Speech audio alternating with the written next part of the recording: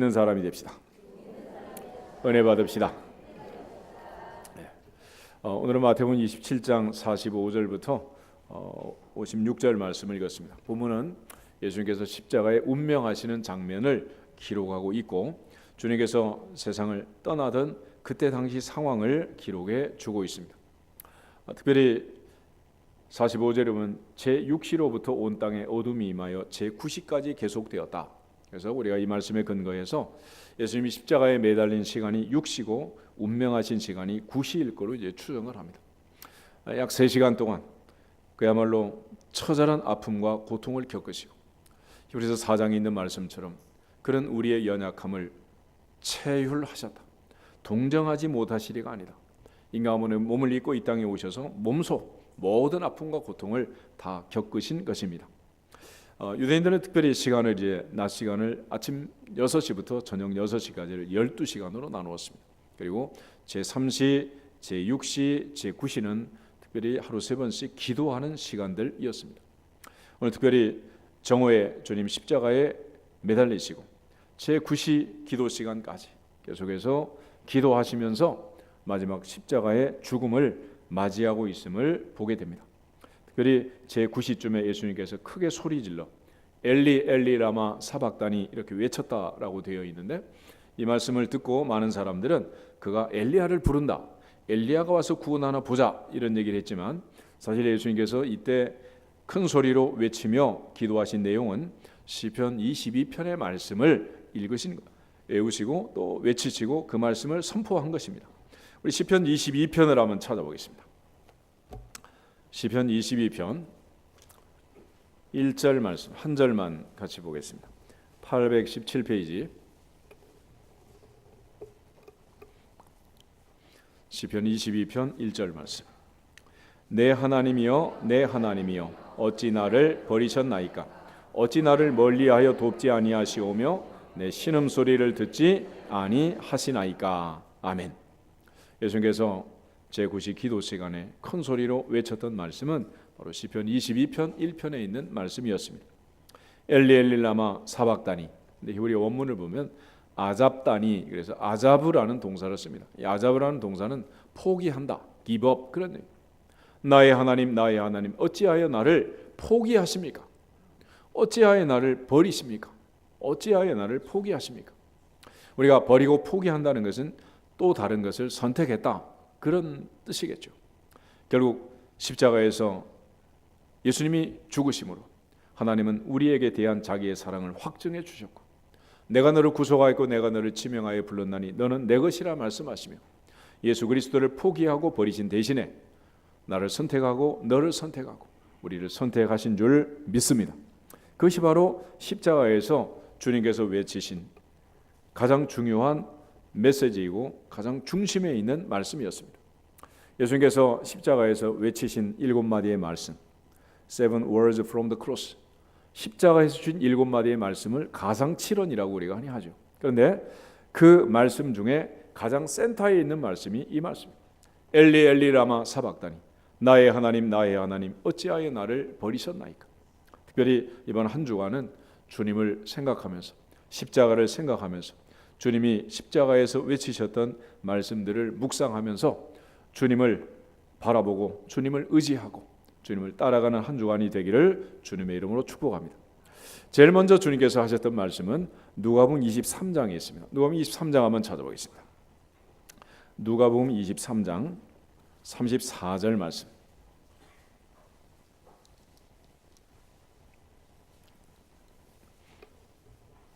한 절만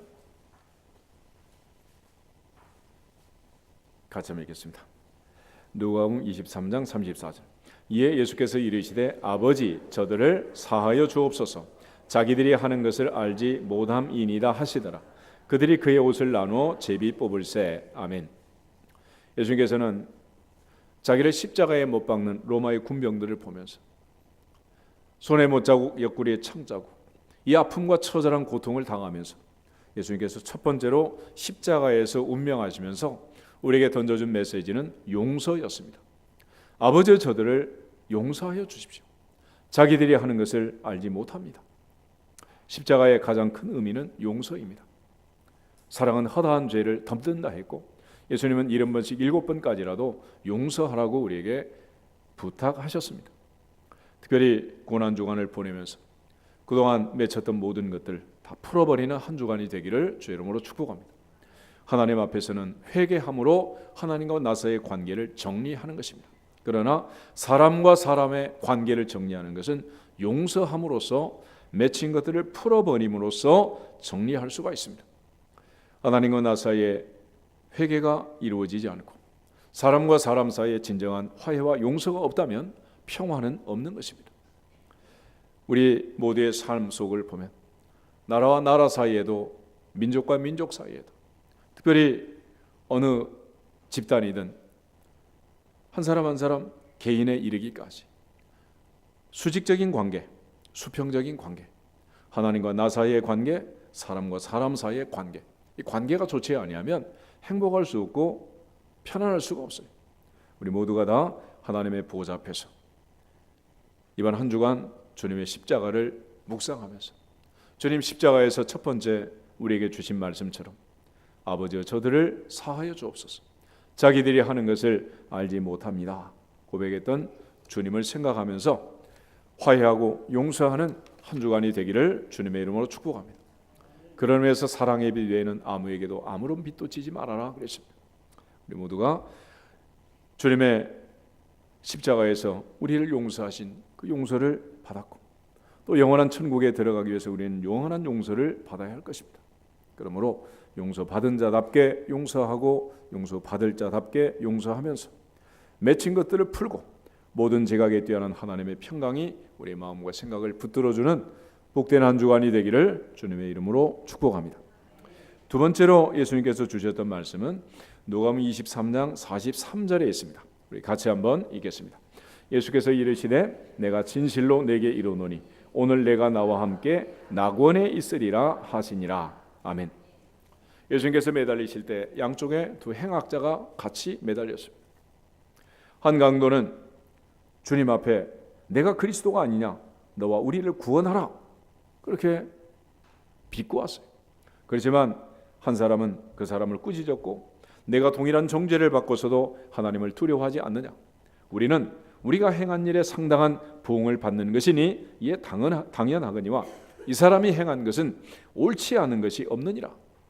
옆에 있는 행악자를 책망하고 주님 앞에 이렇게 고백을 합니다. 예수여, 당신의 나라에 임하실 때 나를 기억하소서. 예수여, 당신의 나라에 임하실 때 나를 기억하소서. 마지막 순간 예수님 앞에 이 고백을 함으로써 내가 진실로 내게 이르노니 오늘 내가 나와 함께 낙원에 있으리라, 이런 천국을 보장받은 것입니다. 천국은 우리의 행위나 의로움으로 가는 것이 아닙니다.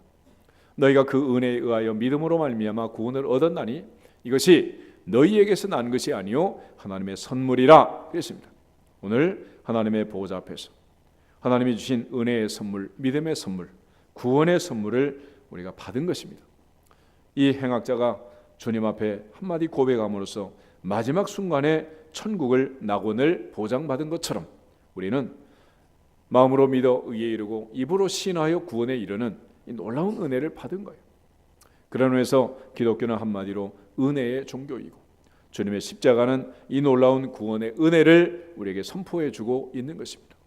우리가 받은 이 놀라운 은혜, 구원의 은혜, 고난주간 한 주간도 묵상하면서 하나님이 내게 베푸신 이 놀라운 사랑과 은혜를 받은 자답게 또 거저 받았으니 거저 주라 하신 말씀처럼 마음껏 하나님의 사랑과 은혜를 흘려보내는 주인공들이 되기를 주님의 이름으로 축복합니다. 세 번째로 예수님께서 주신 말씀은 요한복음 19장에 있는데 우리 요한복음 19장을 한번 찾아보겠습니다. 사도 요한이 기록한 마지막 예수님이 운명하시는 장면, 요한복음 19장에 예수님께서 마지막에 주신 말씀들을 사도 요한이 정리하고 있는 부분이 있습니다. 그 중에 26절, 27절 두 절 말씀을 같이 읽겠습니다. 예수께서 자기의 어머니와 사랑하시는 제자가 곁에 서 있는 것을 보시고 자기 어머니께 말씀하시되 여자여 보소서 아들이니라 하시고 또 그 제자에게 이르시되 보라 내 어머니라 하신대 그때부터 그 제자가 자기 집에 모시니라. 아멘. 예수님께서 마지막 운명하실 때 많은 여인들이 갈릴리에서부터 따라왔습니다. 그 중에 예수님의 어머니 마리가 있었고 특별히 예수님이 가장 사랑하는 제자 요한이 있었습니다. 예수님 십자가의 죽음을 앞에 두고 마지막 어머니를 향하여 보소서 아들입니다. 요한을 향하여 지칭을 하시고 요한에게는 보라 이제부터는 너의 어머니다 라고 말씀하시며 사랑하는 제자에게 어머니를 부탁하고 마지막 운명하고 계십니다. 우리가 혈육을 보는 그 마음도 예수님께서 이처럼 가슴이 저리도록 마지막 죽음의 순간에도 어머니를 맡기고 있는 모습을 보게 됩니다.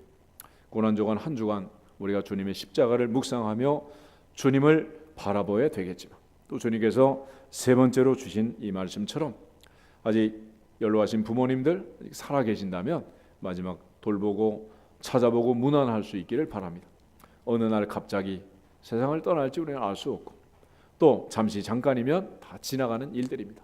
그러므로 이번 한 주간은 특별히 문안 전화도 좀 드리고 인사도 하시고 그러면서 부모님을 향한 마음을 다시 한번 새롭게 하는 한 주간이 되기를 주님의 이름으로 축복합니다. 이 말씀을 부탁받았던 사도 요한은 예수님 어머니 마리아를 모시고 에베소에서 오랫동안 사역을 했습니다. 마태나 마가나 누가는 예수님이 승천하신 이후에 곧장 사역을 시작했지만 요한은 그의 인생의 말년이 되어서 AD 80년, 90년, 100년이 다 되어서야 나이 많아 늙어서 사역을 시작합니다. 그래서 요한복음, 요한 1, 2, 3서, 요한계시록 이런 말씀들은 그야말로 오랫동안 묵은 된장 간장처럼 발효가 잘 된 그런 말씀들을 기록하고 있는 거예요. 그래서 우리가 이 요한복음의 말씀을 보면 이거는 성경을 배우는 가장 초급자들도 요한복음을 가지고 말씀을 배우지만 가장 오래된 고급반에서도 요한복음으로 말씀을 배웁니다. 그만큼 이 말씀은 사도 요한이 평생 예수님의 말씀을 또 따라서 예수님의 어머니 마리아를 모시면서 그가 묵상하고 되새기고 또 새롭게 깨달은 진리들을 정리해서 주는 그런 말씀이에요. 오늘 주님께서 마지막 요한에게 어머니 마리아를 부탁하셨던 것처럼 우리 모두가 다 육신의 혈육의 부모에 대해서도 관심을 갖고 한 주간을 잘 보낼 수 있기를 주 이름으로 축복합니다. 바울도 복음을 전할 때마다 항상 첫째는 내 동족 유대인이 먼저다 그랬습니다.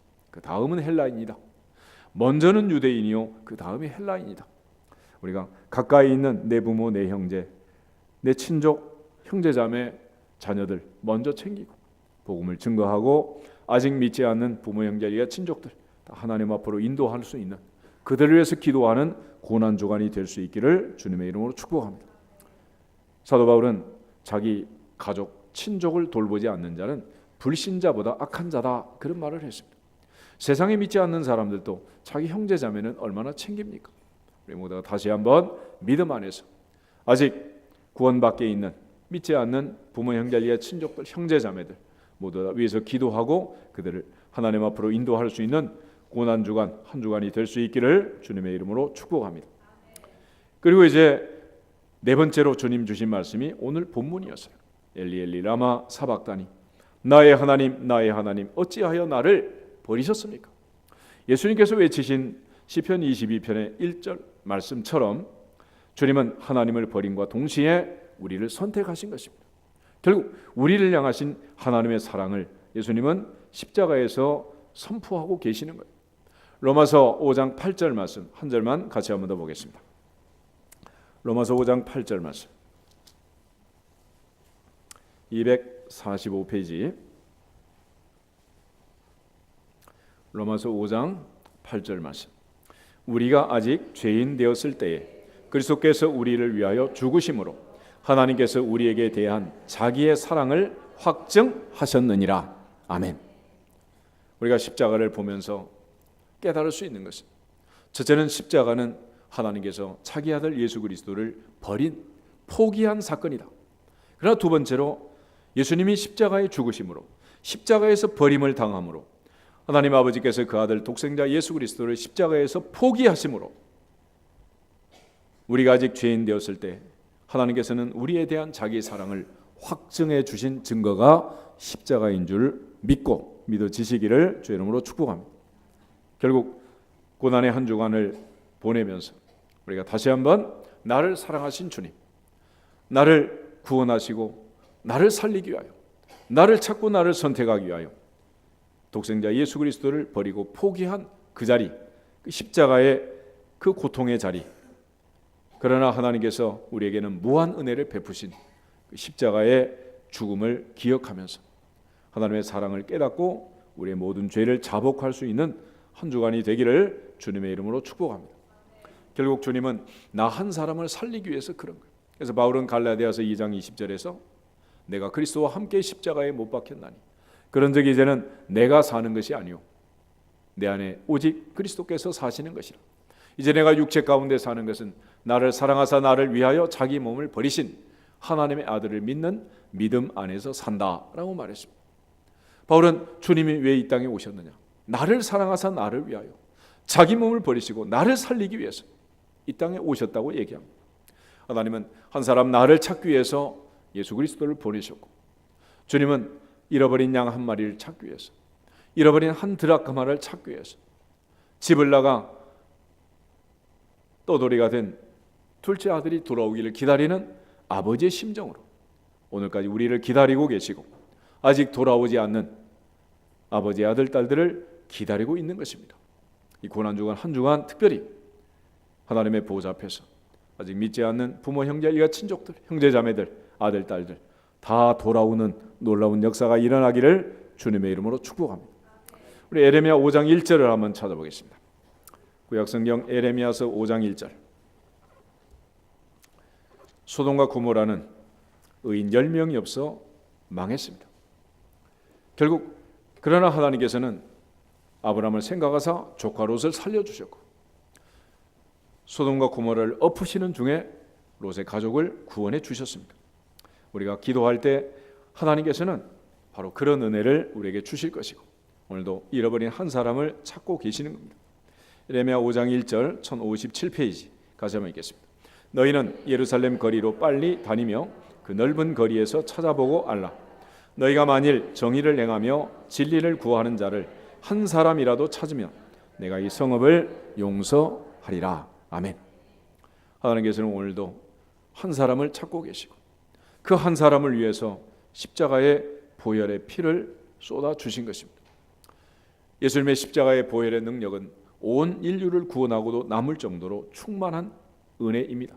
그래서 온 인류를 구원하는데도 주님의 십자가가 필요한 거예요. 그렇지만 단 한 사람 내가 사는 데 있어서도 단 한 사람 나를 구원하고 나를 살리는 데 있어서도 오직 예수 그리스도의 십자가 그 보혈의 능력 십자가의 은혜뿐인 것을 믿고 믿어지기를 주의 이름으로 축복합니다. 결국 십자가 없이는 살 수 없는 거예요. 여러분 우리가 사는데 땅이 몇 평쯤 필요하다고 생각합니까? 70억이 사는데 지구가 필요한 게 아니에요. 나 혼자 이 세상에 산다고 해도 태초에 아담과 하와를 만드시고 두 사람 인생을 산다고 해도 해가 필요하고 달이 필요하고 북두칠성이 필요하고 수많은 은하수가 필요하고 5대양 6대자가 필요하고 이 지구가 필요한 줄 믿습니다. 하나님께서는 온 세상을 창조하신 거예요. 누구를 위하여? 한 사람 나를 위하여 창조하신 거예요. 주님 왜 이 땅에 오셔서 십자가에 죽으셨습니까?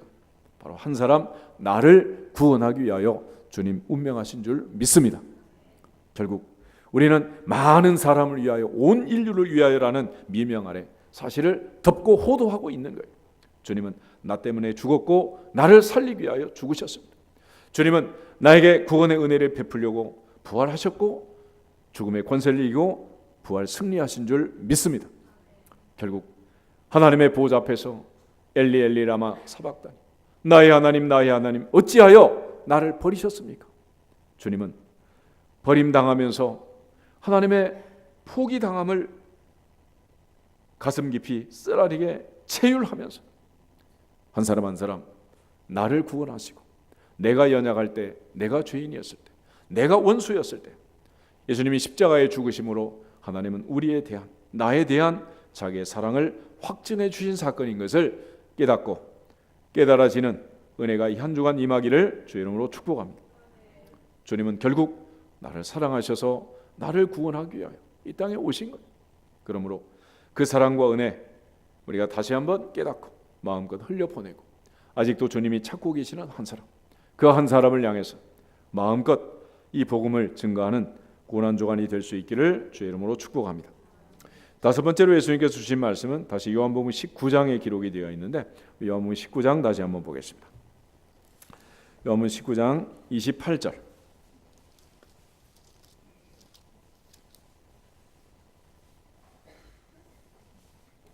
요한복음 19장 28절 말씀 한 절만 같이 보겠습니다. 그 후에 예수께서 모든 일이 이미 이루어진 줄 아시고 성경을 응하게 하려 하사 이르시되 내가 목마르다 하시니 아멘. 주님은 내가 목마르다라고 외칩니다. 이 처절한 목마름, 타는 목마름. 인간은 70%가 물로 몸이 구성되어 있다 그러잖아요.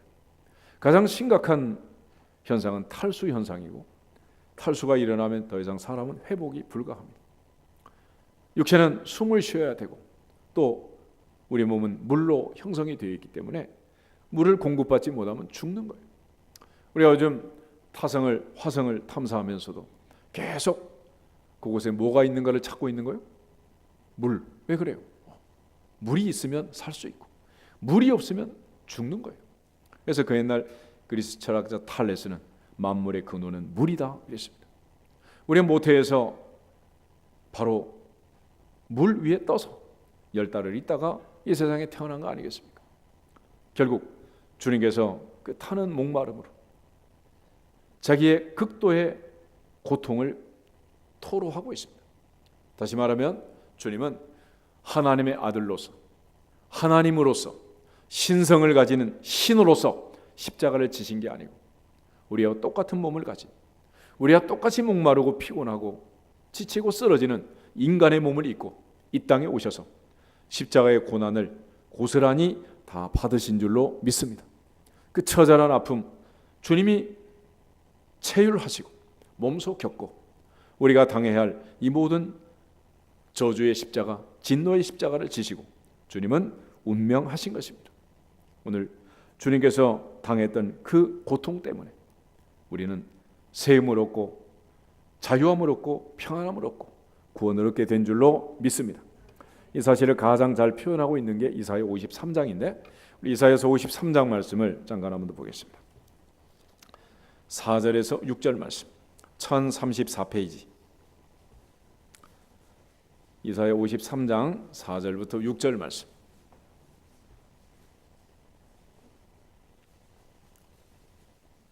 (1034페이지) 이사야 53장 4절에서 6절 같이 읽겠습니다. 그는 실로 우리의 질고를 지고 우리의 슬픔을 당하였거늘 우리는 생각하기를 그는 징벌을 받아 하나님께 맞으며 고난을 당한다 하였노라. 그가 찔림은 우리의 허물 때문이요 그가 상함은 우리의 죄악 때문이라. 그가 징계를 받음으로 우리는 평화를 누리고 그가 채찍에 맞음으로 우리는 나음을 받았도다. 우리는 다 양 같아서 그릇 행하여 각기 제 길로 갔거늘 여호와께서는 우리 모두의 죄악을 그에게 담당시키셨도다. 아멘. 세상 죄를 지고 가는 하나님의 어린 양으로 우리의 모든 죄를 친히 담당하고 그는 십자가의 고난을 당하셨습니다.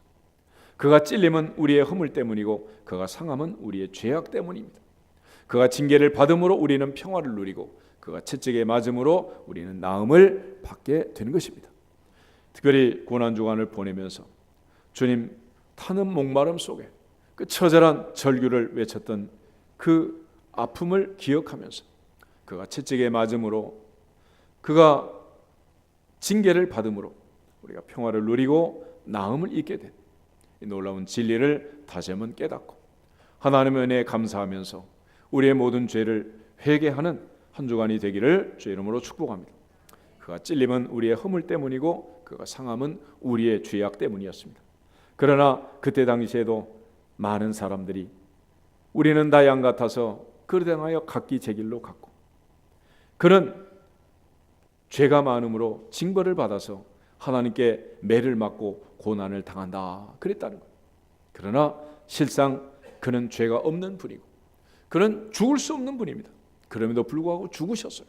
그것은 자신의 죄가 아닌 나의 죄, 너의 죄, 우리의 죄로 인하여 주님 죽으셨고, 그가 피 흘려 죽으심으로 우리의 죄값을 지불하시고, 이제는 누구든지 마음으로 믿고 입으로 시인하는 자마다 구원의 은혜를 받게 된 줄로 믿습니다. 예수님께서 외쳤던 다섯 번째 말씀은 내가 목마르다 였습니다. 이어서 예수님께서 여섯 번째로 외치는 말씀이 요한복음 19장에 다시 기록되어 있는데, 요한복음 19장 29절 30절 두 절을 같이 한번 더 보겠습니다. 요한복음 19장 29절 30절. 예수님께서 십자가에 매달려서 극도의 아픔 속에, 고통 속에 마지막 이제 외치시는 말씀들인데, 29절 봅니다.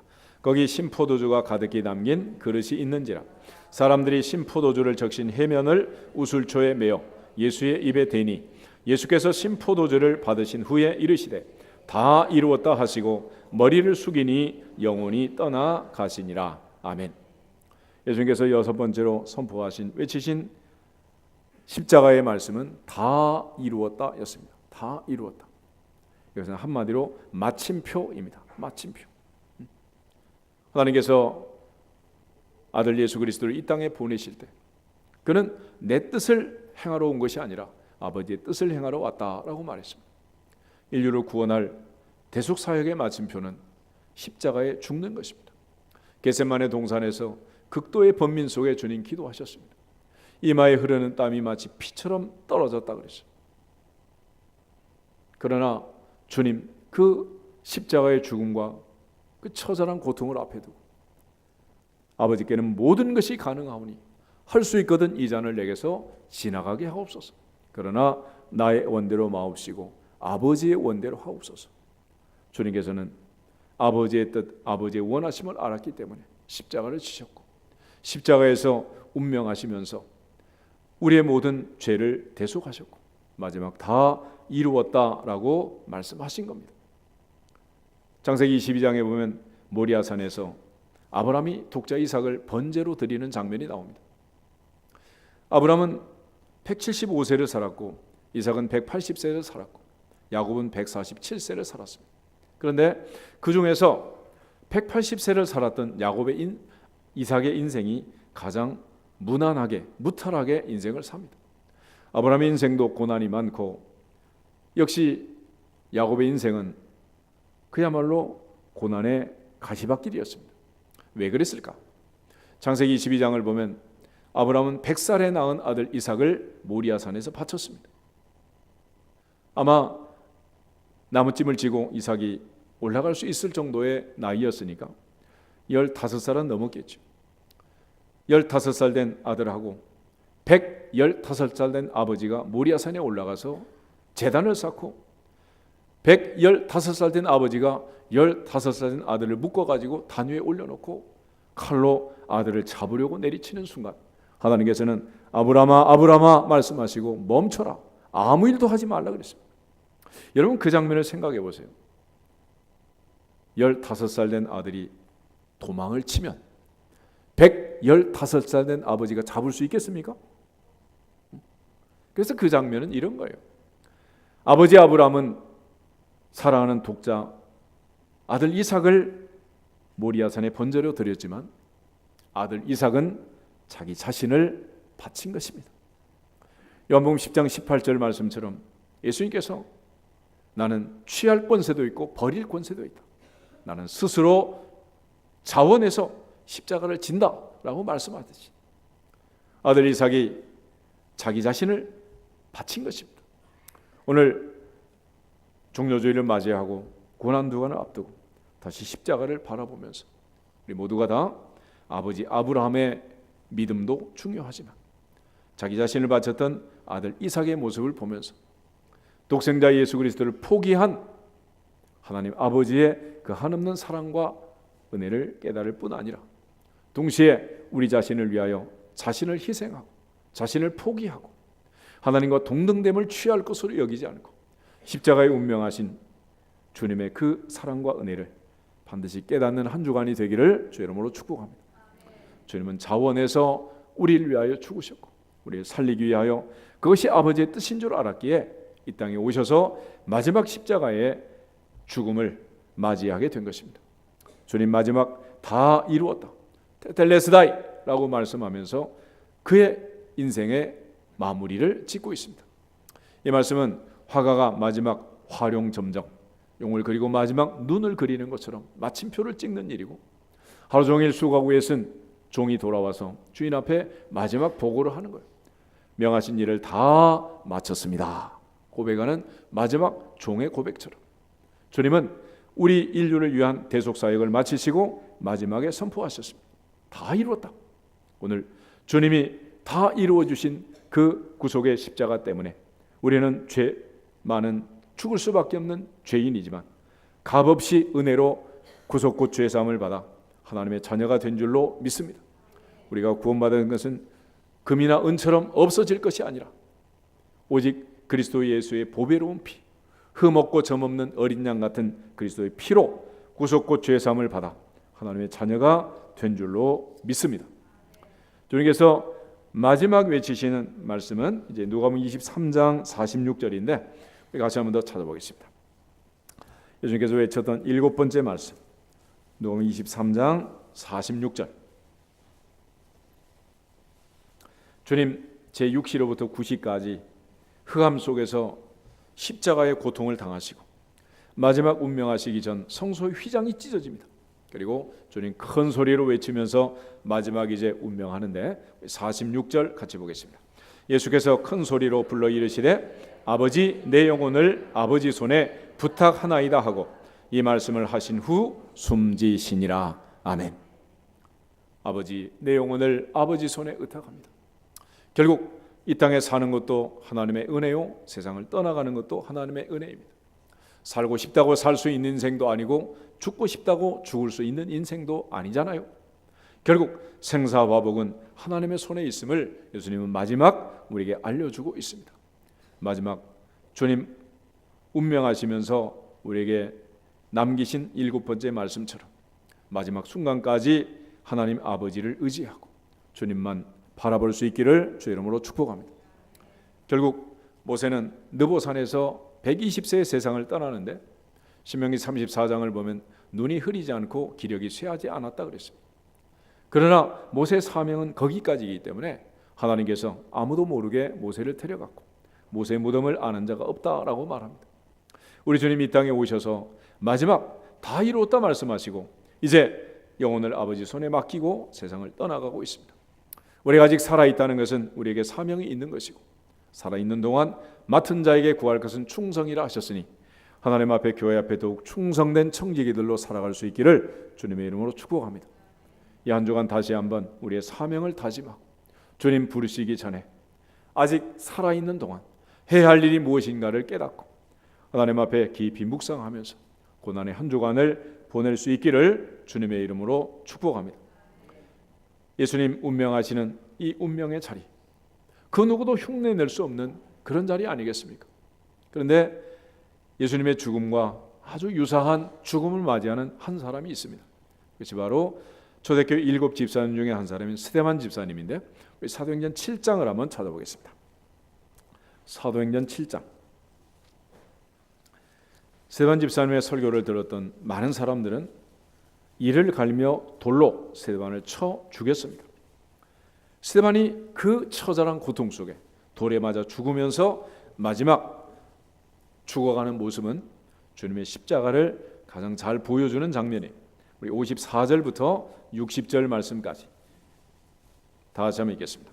그들이 이 말을 듣고 마음에 찔려 그를 향하여 이를 갈거늘 스데반이 성령 충만하여 하늘을 우러러 주목하여 하나님의 영광과 및 예수께서 하나님 우편에 서신 것을 보고 말하되 보라 하늘이 열리고 인자가 하나님 우편에 서신 것을 보노라 한데 그들이 큰 소리를 지르며 귀를 막고 일제히 그에게 달려들어 성 밖으로 내치고 돌로 칠세 증인들이 옷을 벗어 사울이라는 청년의 발 앞에 두니라.